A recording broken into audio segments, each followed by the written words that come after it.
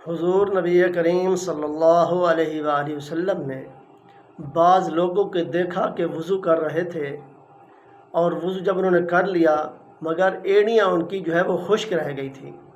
तो आप सल्लल्लाहु अलैहि वआलिहि वसल्लम ने इरशाद फरमाया कि बड़ा अज़ाब है एड़ियों को दोज़ख का, कि जिनकी एड़ियाँ खुश्क रह गई हैं, कोनियाँ भी खुश्क रह जाती हैं अक्सर, तो वो जो है दोज़ख का सबब बनती हैं।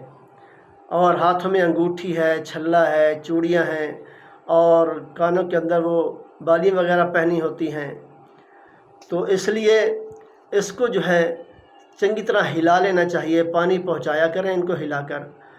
और सर्दियों में अक्सर जो है एड़ियाँ सख्त हो जाती हैं, जिनकी एड़ियाँ फटी हुई होती हैं, तो उनको भी चाहिए कि वो एड़ियों के अंदर जो है खूब अच्छी तरह पानी पहुंचाएं, उनको तर कर लिया करें।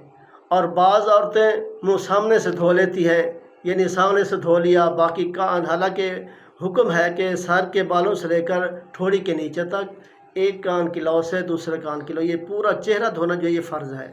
तो अक्सर जो है औरतें जो है इससे गफलत करती हैं और बाज़ मर्द भी इससे गफलत करते हैं। तो इन चीज़ों का जो है ख्याल रखा करें ताकि वज़ू सही तरीके से होगा तो नमाज सही तरीके से होगी।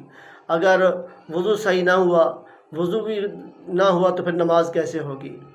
तो न वज़ू जब किया करें तो उसके अंदर मिसवाक को लाजमी करार दे दें, क्योंकि 2 रकातें मिसवाक करके पढ़ना उन 70 रकातों से अफजल है जो बग़ैर मिसवाक किए पढ़ी जाती हैं। तो इसलिए वज़ू के अंदर जो है मिसवाक को लाजमी करार दें। तो ये सुन्नत भी है और इसके फ़ायदा भी है। तो दुआ है अल्लाह ताला अमल की तौफ़ीक़ अता फ़रमाए।